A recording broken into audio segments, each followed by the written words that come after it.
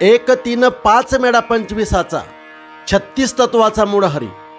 कल्पना अविद्या तेने झाला जीव, मायोपादी शिव बोले जेती. जीव शिव दोन्ही हरिरूपी तरंग, सिंधू तो अभंग नेने हरी. सुक्तीवरी रजत पाता डोळा दिसे, रज्जूवरी वासे मिथ्या सर्प. क्षत्र क्षत्रज्ञाते जाणता ती ज्ञानी, एका जनार्दनी हरी बोला.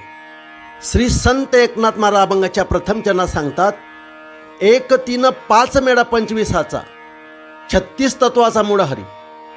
एक मन, पंचमहाभूते व सगुण असे शरीराच्या ठिकाणी एकूण 25 तत्वे आहेत, परंतु ईश्वर 36 तत्वाचा आहे. श्री संत एकनाथ महाराज अभंगाच्या दुसऱ्या चरणात सांगतात, कल्पना विद्यातेने झाला जीव, मायोपादी शिव बोली जेते. तोच हरिकल्पनेमुळे अविद्येमुळे जीवपदाला आला आहे आणि मायेच्या उपाधीमुळे याला शिव असे म्हणतात. श्री संत एकनाथ महाराज अभंगाच्या तिसऱ्या चरणात सांगतात, जीव शिव दोन्ही हरिरूपी तरंग, सिंधू तो अभंग नेणे हरी. जीव शिव हे दोन्ही हरीच्या रूपावरचे तरंग आहेत व समुद्राप्रमाणे असणारा ईश्वर यांना ओळखीत नाही. श्री संत एकनाथ महाराज अभंगाच्या चौथ्या चरणात सांगतात, शुक्तीवरी रजत पाता डोळा दिसे, रज्जूवरे बासे मिळत्या सर्प.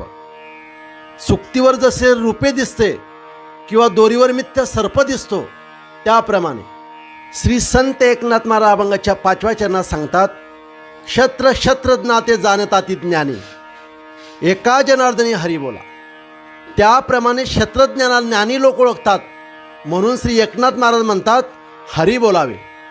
श्री संत एकनाथ महाराज हरिपाठातील पुढच्या अभंगाचं चिंतन ऐकण्यासाठी श्रीकृष्ण महाराज या यूट्यूब चॅनलला सबस्क्राईब करून ठेवा.